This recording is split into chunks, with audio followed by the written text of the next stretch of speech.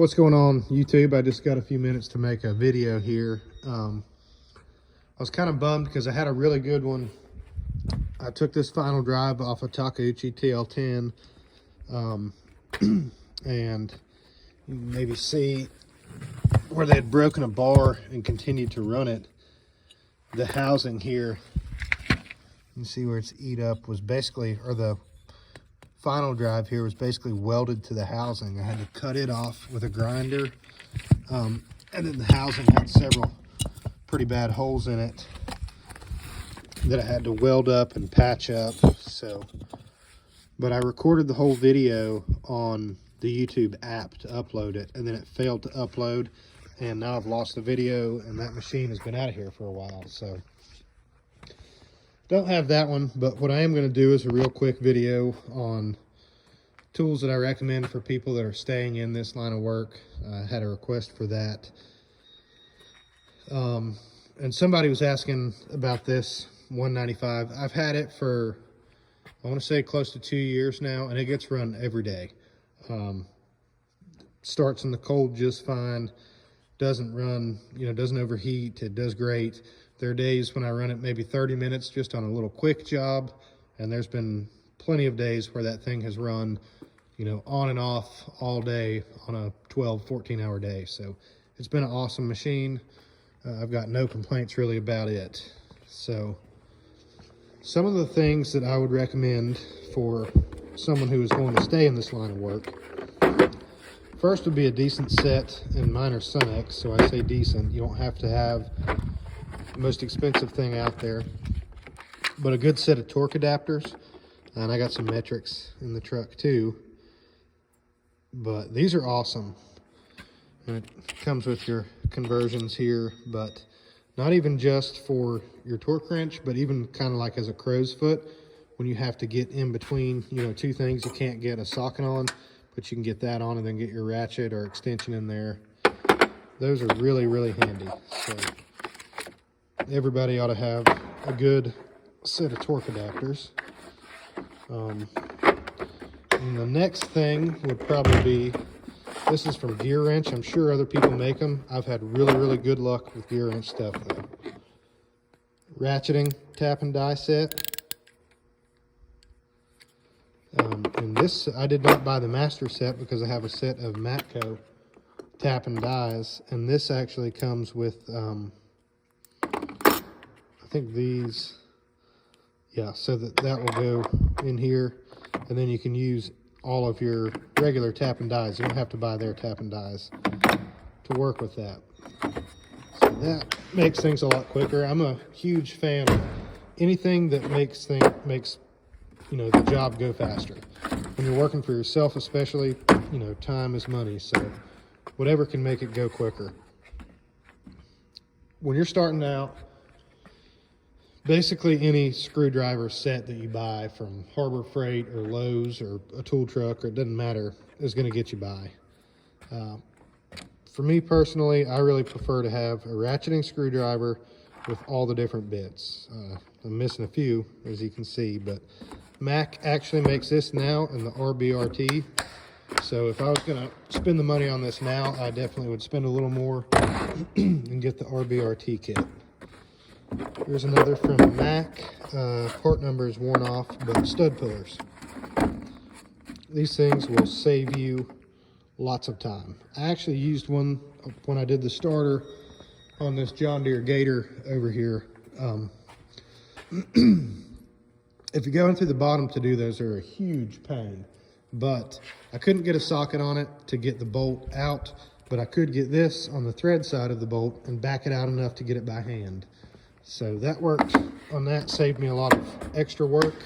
I'd changed that starter in about, I don't know, an hour, 30 minutes maybe. Another Gear Wrench product here, the 1/2-inch set of bolt biters. I got all of the bolt biters they make in sockets. Quarter all the way to half. I use them non-stop. When you're working on farm equipment and older construction equipment, everything that, you run lime and fertilizer and stuff like that through it, stuff just gets rusty. And these have held up phenomenally. I mean, they're the paint's worn off of them in places and stuff, but they haven't lost their shape at all. They still bite really well. And you can buy, you know, Mac sells these, Matco, whoever, but for the amount of use that I've put these through and them to still be in that condition, I'm gonna have to go with gear wrench. If you don't already have a power probe, I don't even need to open that. Y'all know what a power probe is. Really recommend getting one of those and one of these to go with it. It is the PPECT 3000. That's your circuit chaser kit, and like I was saying about saving time, you just run that little dude along your wire and it will find your short, your broken wire. It'll save you a lot of time. That is worth every penny that you pay for it. And so is this, in my opinion. This is Electronic Specialties 191. Don't know anything about them or what kind of quality it is. I just know that it's worked for me. It's called the Relay Buddy. You hook that to your battery and put your relays in, and it'll tell you right off the bat if they're bad. And that makes things move a whole lot quicker. While we're on electronics, this little terminal kit from Matco, you know, on something like this, I don't think it matters where you buy it. There's the part number if you want a Matco, but you know, whatever brand you want to go with. Good lights, always got to have good lights. But I'm a big weather pack fan, so I always keep this kit and I restock it when it gets low. But I do also keep a Deutsch kit as well. I prefer the weather pack myself, to be honest. And I use it if I'm working on my own stuff, you know, boats, lawnmowers, really anything where I have to redo some wiring. The other day on our Freightliner, the visor, the windshield visor, the lights on it were flashing all the way up and down the highway where it had a bad connection, and I just went from a, you know, crimp style butt connector and replaced it with a weather pack. Solved all of that. A good hand impact driver. I don't really care, you know, Tecton makes one just every bit as good as this Mac, but make sure you got the 3/8 and the 1/4 inch, because you are going to need to run the 3/8. Again, with fertilizer and things like that, you know, rusting out, that is a big help. Probably going to be doing a lot of grinding and welding. You know, if you are doing this by yourself or independently, safety should be your main priority. You know, I don't care how goofy you look. When you get hurt, you're going to pay for it. So, not your company. I don't remember what make this hood is, but you can actually fit a respirator in there. So I wear that every time I'm grinding. And then Pipeliner's Cloud sugar scoop. I prefer the sugar scoop to the pancake myself. And that thing is, I mean, I can't even tell you how light it is without you picking it up. Running the Pipeliner's Cloud Eagle Vision lens. It's auto tinting. I really prefer auto tinting, but you know, your lens is as important as your hood for sure. This die grinder, it's just a DeWalt, but man, I have been really happy with it. I use it all the time.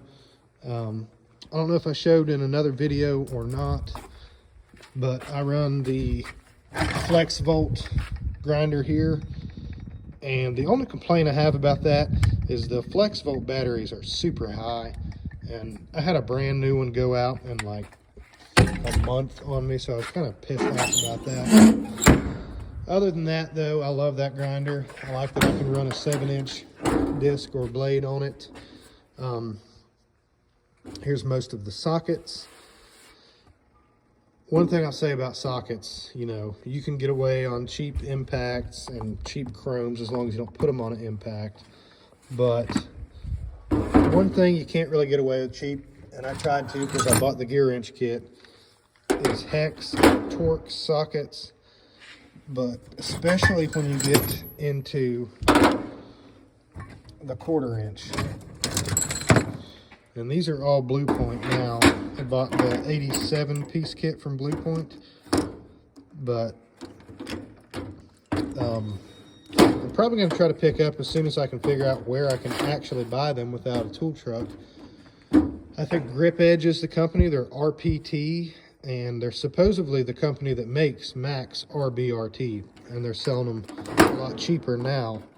So I may try to pick those up, but more often than not, the only Torx sockets I have problems out of are 1/4 inch, and I don't have the problem of stripping the fastener. I have a problem where I'm breaking the actual socket. And I have not had that issue since I started running Blue Point instead of gear wrench. So when you're going to buy sockets, you know, like this set of 1/2 inch chromes, honestly, that was kind of a stupid purchase. You don't need Mac or Snap-on or Matco chrome sockets. What the hell are you doing with a chrome socket where a Craftsman or a gear wrench won't get it done?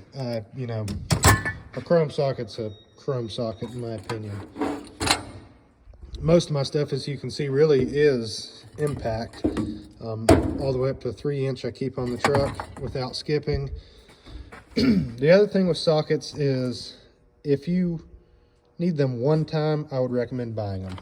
You know, like these driveline sockets from SunX. I got a 12, an 8, and a 14 here. I've got a few more of those in the shop here, but I keep those in the truck because those are the ones that I've noticed I need most of the time. You know, I've got the Capri super shallow or whatever 3/8 sockets, some Blackhawk E-Torx. And my general rule of thumb with sockets is if I need it one time, I'm going to buy it and I'm going to keep it in the truck. Just so that to save me from the trouble of ever having to deal with that again. More lights, you know, as I said, you can never have enough lights. Another thing I would recommend is a good set of service wrenches. I got the V8 Tools hydraulic wrenches, angle wrenches up to 1.5 inches, and then the 1.5 to 2 inch back there. Piston ring compressors, if you're doing hydraulic, you know, repacking hydraulic seals, those are handy. You don't have to have them. A lot of times you can let those piston rings sit and they will go back themselves. So it's not really a must-have.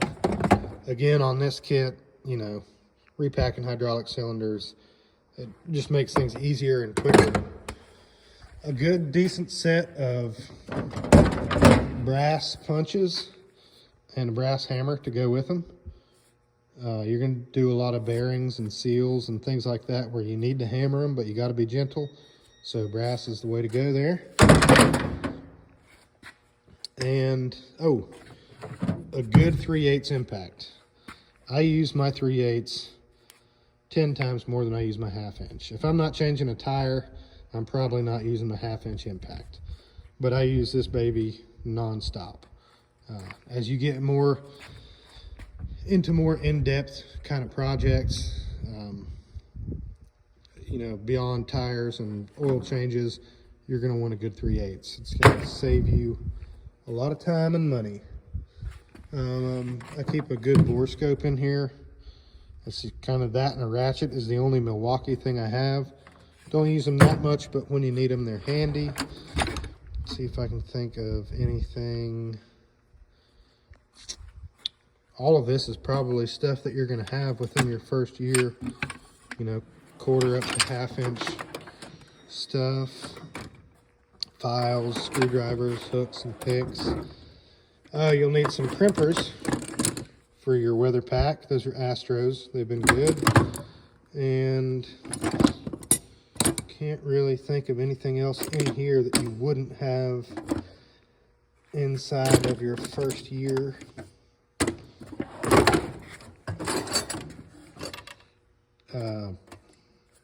You know, that's all probably stuff you're going to have within your first year.